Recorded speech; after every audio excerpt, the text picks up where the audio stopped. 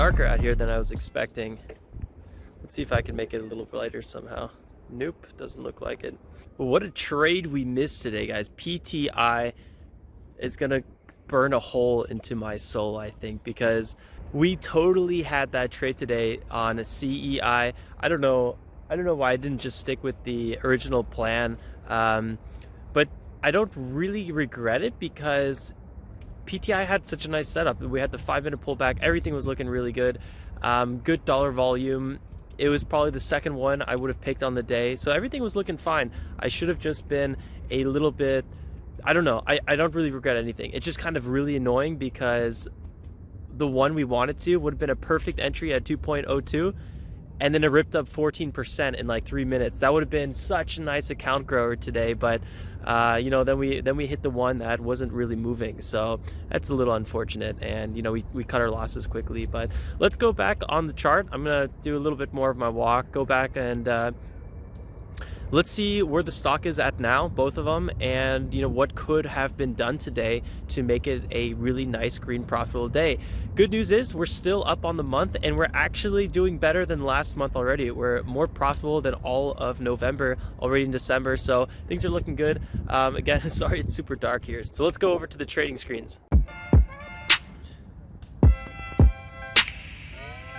So just like how Mauer Park is in Flammen, my heart is also in Flammen, because today was one of those days where you have some really nice opportunities, but then somehow you kind of miss them and you're not able to realize any of the other opportunities because you're out of trades. And that is where the pattern day trader rule just really comes and bites you. I've already allocated my account as good as possible, and if I wanted to have more day trades, I would have to reduce my position size even more, and I don't really want to do that. So, I'm okay with the allocation. It's just our small cap journey is, that's why it's going to take a little bit, this whole journey. But that's fine, because every week we are doing this challenge. I'm getting more and more comfortable with the gap and go strategy. I'm getting more comfortable with buying pullbacks. I understand how these small caps move better and better. So I'm totally fine with the fact that it's just going to take a little bit longer. There's just those days like today where you take one trade and it's actually,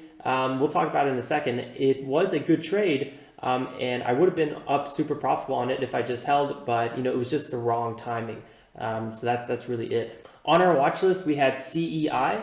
That was the first one on our watch list. This one was the most dollar volume. We had PTI with, in second place. This was an Indian pharmaceutical company.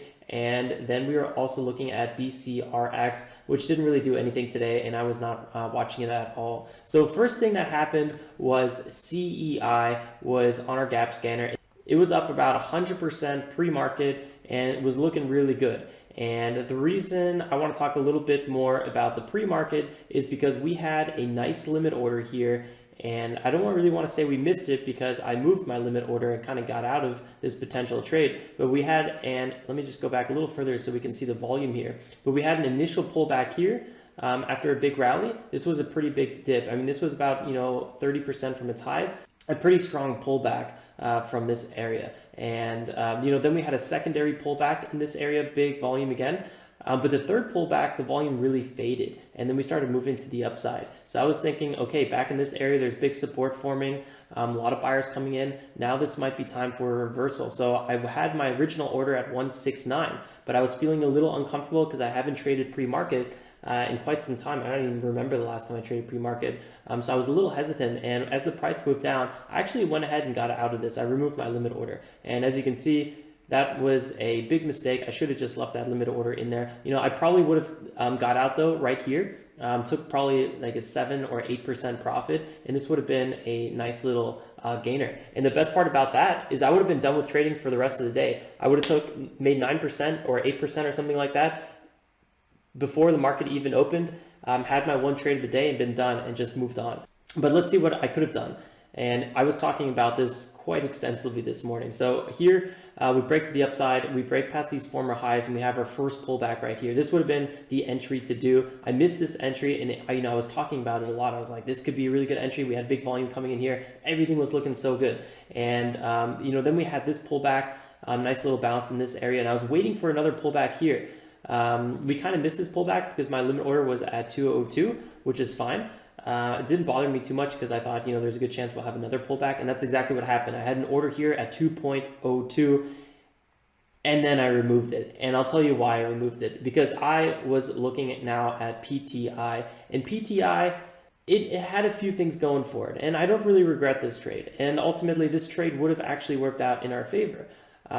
This one gapped up pretty nicely too, had a pullback here, and then, had another pullback here at around 411. And I probably would have got into this trade actually at 411 if I was not watching CEI. First pullback here, support held, second pullback, support held. And then here we have the first breakout to the upside, 4% profit. And here, we had a potential for another pullback. And you guys can watch this in the live stream, everything in real time.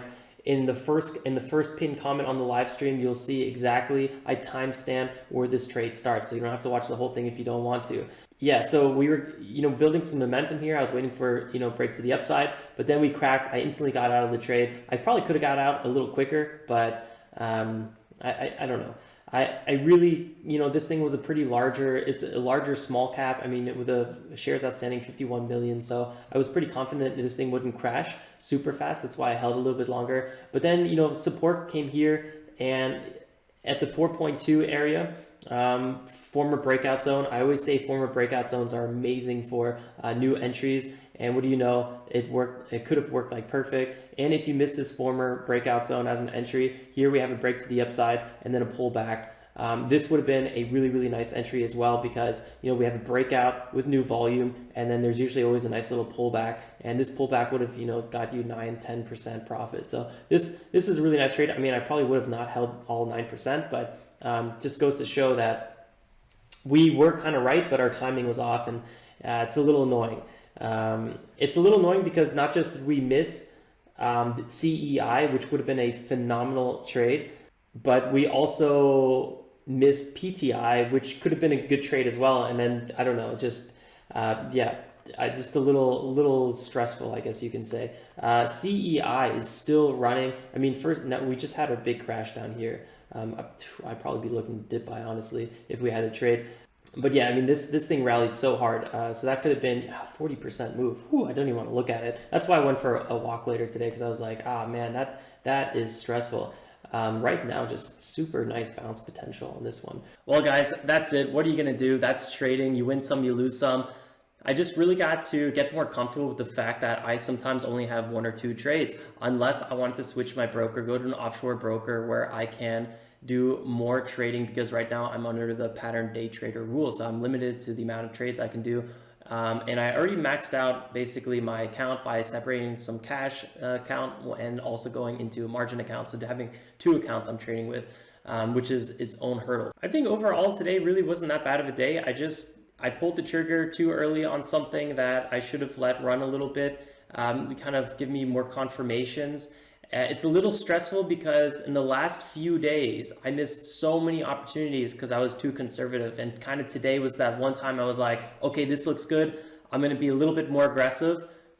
And then, that was the one that pulled back. So it was one of those days where it's just like, how did that happen? I could have done like anything today and made money, but we didn't really lose that much, guys. We're only down 2.3%.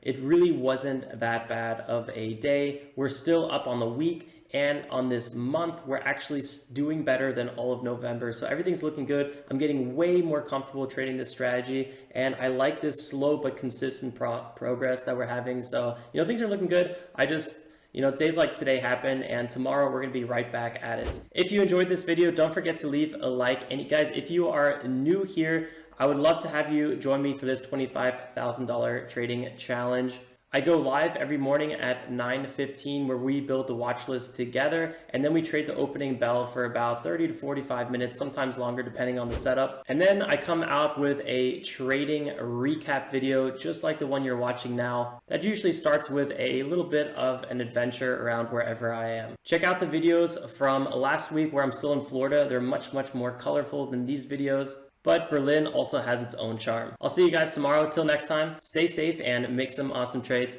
Ciao, ciao.